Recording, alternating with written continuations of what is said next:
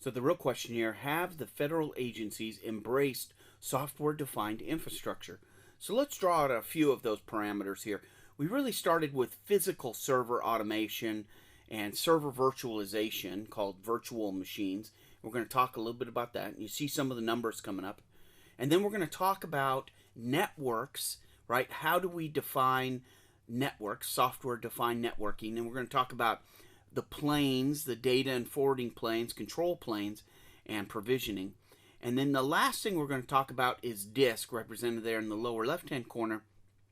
How are we provisioning storage, right? Does the storage as a service or software-defined storage, better put, how is that being embraced? So let's start here at the top of the list here and talk about what we have done.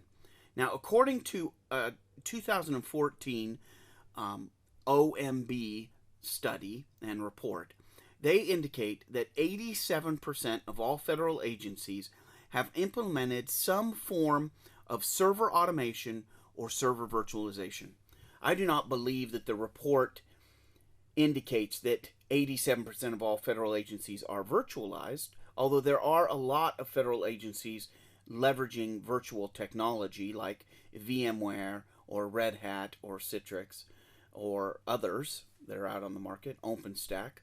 But all of these, this is a good number. 87% of federal agencies have implemented some form of server automation? Sure. You could go all the way back to physical server automation, which is using products like Ghost, for example, for imaging. So let's move on to the network. So indicated here by the 2014 Maritalk study that was done, it indicates that 55% of all federal agencies have implemented or are in the process of implementing some sort of software-defined networking. Now we know that software-defined networking for the federal customer is very important because it allows them to commoditize the network infrastructure stack. And this, for large enterprises like the federal government, is really millions of dollars for some of these agencies in cost savings as well as in staff savings, because now we've made the hardware platform generic and move that into software. And so we can manage a whole bunch of network gear and all of its provisioning and customization from a centralized point. So this is a huge step forward. And then of course, disk.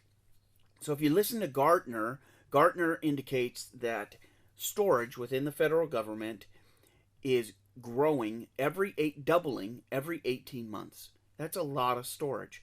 So I don't know if that's true or not, and I'm certain that some of the federal agencies differ, right, on their utilization. Some may be greater than that, some may be less. The study done by the 1105 Public Sector Media Group indicates that annual growth of storage for federal agencies on average is 30%. And the study from Maritalk in 2014 indicates that 59% of all federal agencies have looked into some form of software-defined storage. Now, this is a pretty broad definition, software-defined storage.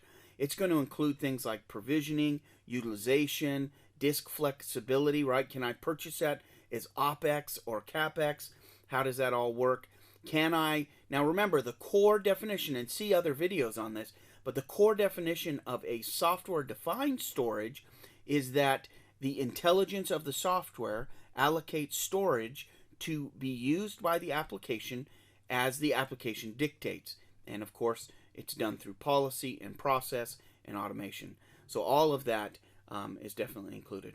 So this is just a brief overview of how the federal agencies are embracing software-defined architecture, whether that be in servers, whether that be in networking, or whether that be in storage.